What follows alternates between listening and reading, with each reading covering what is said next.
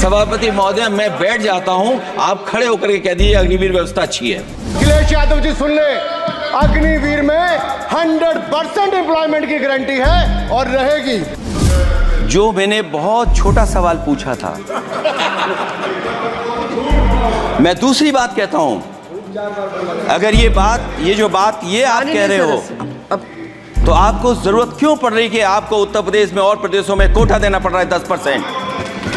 चेल जानते हैं आप कहाँ हैं? कभी गए हो उस मिलिट्री स्कूल में? मैं खुद मिलिट्री स्कूल का पढ़ा हूँ। ये तो केवल मिलिट्री स्कूल गए हैं, मैं आज भी टेरिटोरियल आर्मी के 124 रेजिमेंट में कैप्टन के रैंक पे अपनी सेवाएं दे रहा हूँ। अखिलेश जी केवल ज्ञान मत बांटिए। इसलिए नहीं कह रहा, मैं क्या बात कहना चाहता हूँ, शायद मंत्री जी नहीं रहे इसलिए तकलीफ परेशानी ज्यादा है। सभापति महोदया, उत्तर प्रदेश से जब से हारे हैं तब से कोई नमस्कार नहीं कर रहा है। तकलीफ वो है आपको। क्या ये स्कीम नौजवान को पक्की नौकरी दिलाएगी?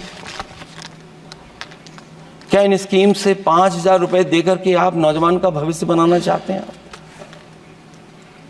आप क्या दे रहे हैं आप? और मुझे तो ये लगता है कि जो वर्क फोर्स आप बना रहे हैं ट्रेनिंग देकर के सरकार के पैसे से, अंतोगत्वा इनको भी एक्सप्लॉइट वही लोग करेंगे, उद्योगपति।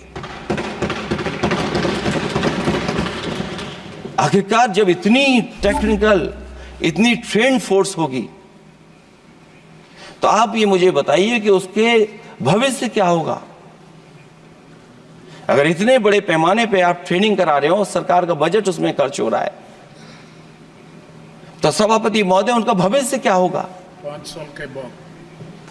और जो अग्निवीर वाली नौकरी है, सभापति महोदया, कोई भी नौजवान जो फौज के लिए तैयारी करता है वो कभी स्वीकार नहीं कर सकता।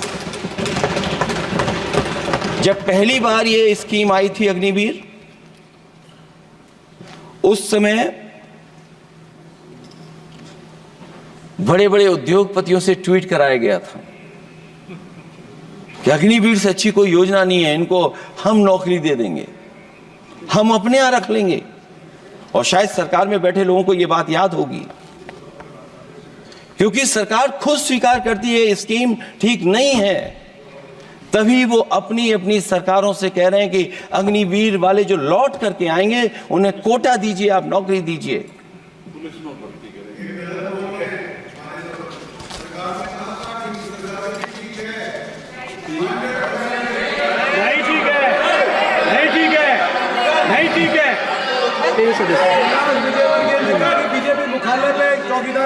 सभापति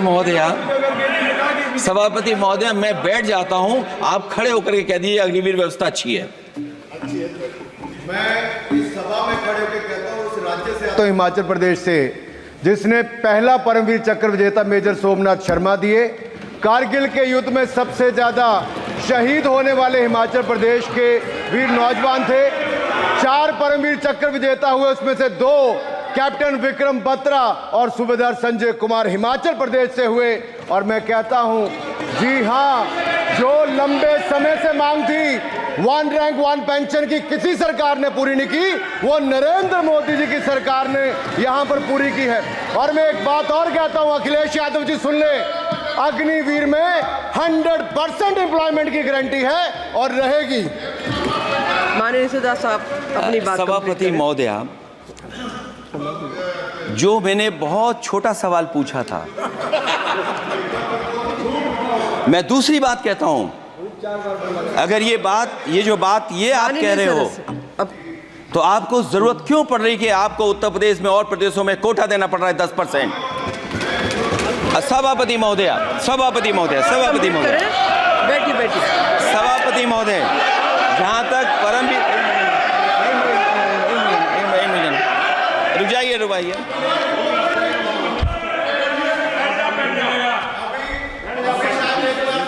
अरे सुन लेने दो।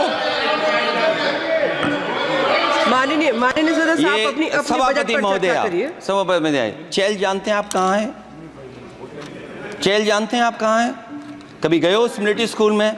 मैं खुद मिलिट्री स्कूल का पढ़ा हूँ। और आप परमवीर चक्र की बात कर रहे हो तो हम भी तमाम नाम गिना सकते हैं कि माननीय कितने परमवीर सदस्यों से मैं चक्र उत्तर आग्रह कर प्रदेश रही हूँ, में हैं। आपस में चर्चा न करें। माननीय सदस्य, आप बजट पर बात सभापति करिए। महोदया, ये सभापति महोदया,